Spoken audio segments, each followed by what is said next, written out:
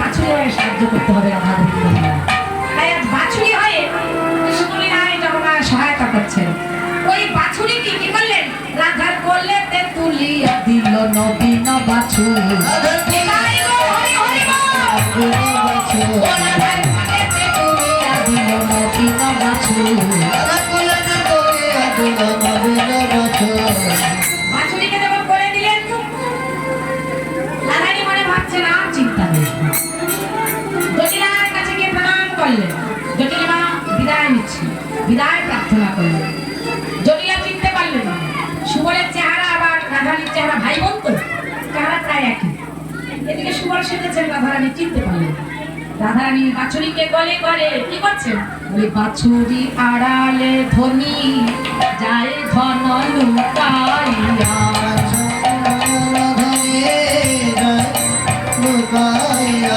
বাছুরি আড়ালে ধনী যায় ধন লুকাইয়া। বাছুরি আড়ালে ধনী আর শ্রীহরি স্মরিয়ে রায় করিল গমন গো।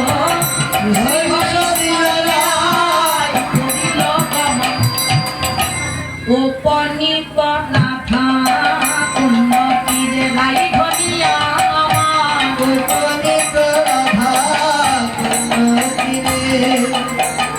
সুবল বেশি রাধারানী উপনীত হয়েছে রাধাকুণ্ড।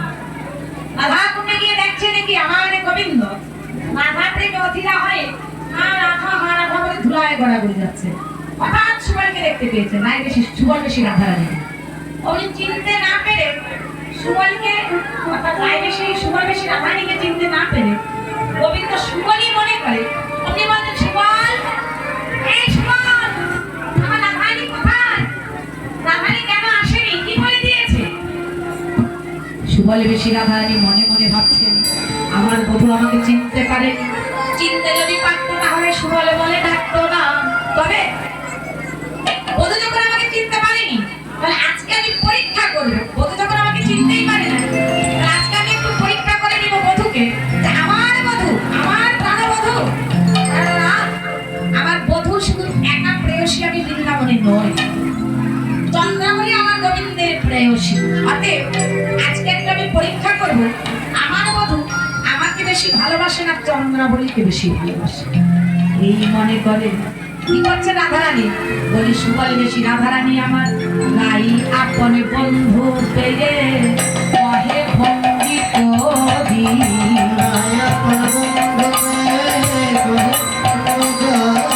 বলি গাই আপন বন্ধু পেয়ে কহে ভঙ্গি করি।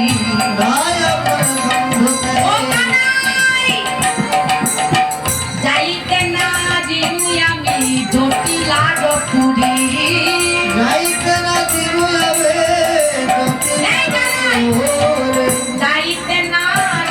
আমি জটিলা পুরী।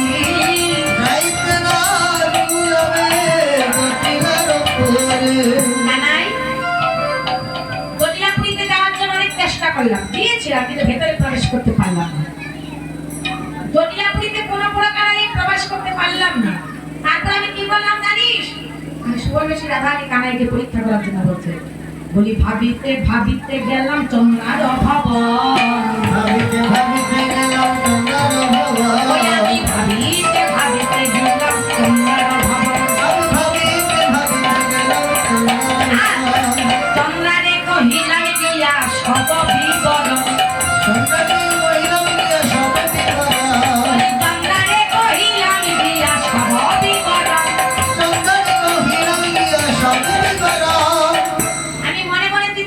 ভাবিতে ভাবিতে গেলাম চন্দ্রার ভবন, আর চন্দ্রারে কহিলাম যে সব বিবরণ।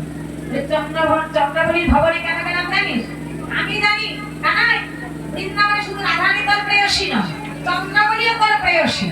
অতএব রাধারানীকে তো আনতে পারলাম না, অতএব চন্দ্রাবলীকে এনে যদি তোর মাটির প্রাণ শীতল করে দেয় তাহলে তো হয়। এই দুপুরে চন্দ্রার কাছে গেলাম, কিন্তু বলে আজ্ঞা নইলে আনতে নারী সেই তো প্রেয়সী।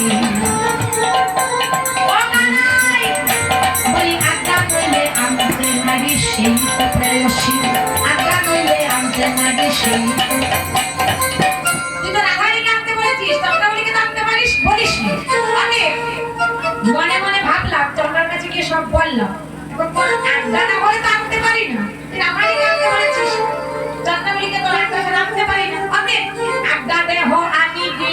হে কালো শশী থাকিলে আমি গিয়া হে কালো শশী বলে আকাতে হয় আমি গিয়ে হে কালো শশী আকাতে গিয়া হে কালো শশী অমনি আমার গোবিন্দ বলছেন সুবল বাড়ির পিয়াসে কি অনল করি মা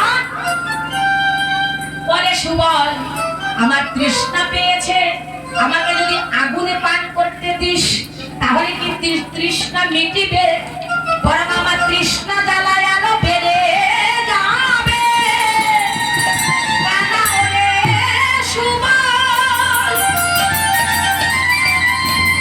রাধার প্রেমে বড় মিঠা চন্দ্রার মিঠা নয় রাধাকে যখন আনতে পারলি না রাধা দর্শন যখন হলো না চন্দ্রা বলিলে আমার কোনো প্রয়োজন নাই রাধা বিহনে এই প্রাণ আমি বৃন্দাবনে রাখতে চাই না আমি হা রাধে বলে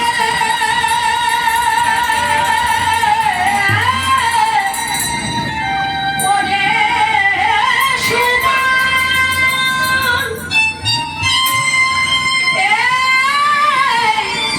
রাধা কুণ্ডের জলে ঝাঁপিয়ে প্রাণ বিসর্জনে দেব তবু আমি রাধা বিহনে এই প্রাণ বৃন্দাবনে রাখবো না রে এই বলে আমার গোবিন্দ যখন রাধা কুণ্ডের জলে ঝাঁপিয়ে উত্তম হলে কৃষ্ণ অনুরাগিনী কৃষ্ণ প্রাণ কৃষ্ণ প্রাণ বিলাসিনী কৃষ্ণ ভক্ত বিলাসিনী কৃষ্ণ প্রেম প্রদায়িনী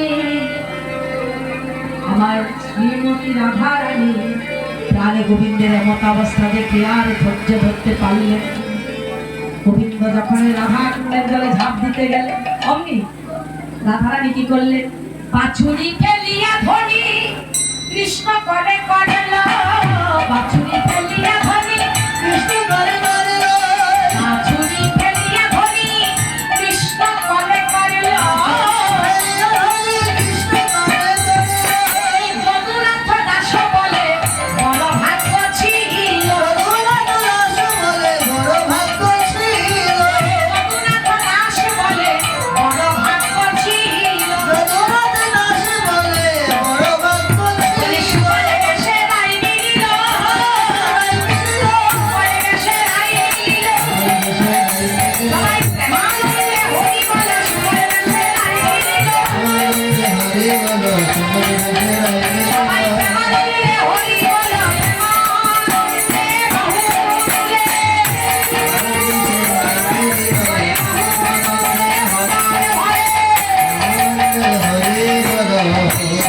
প্রেমানন্দে বহুলে সুবলে এসে রাই মিলিল সুবলে বেশ ধারণ করে রাধা গোবিন্দের তো রাধানিত্য মিলন হলো গোবিন্দের সাথে। রাধা গোবিন্দ তো নানা সুখে আছেন আলাপ আলোচনায় আছে নানান রসে আছে বিপদটা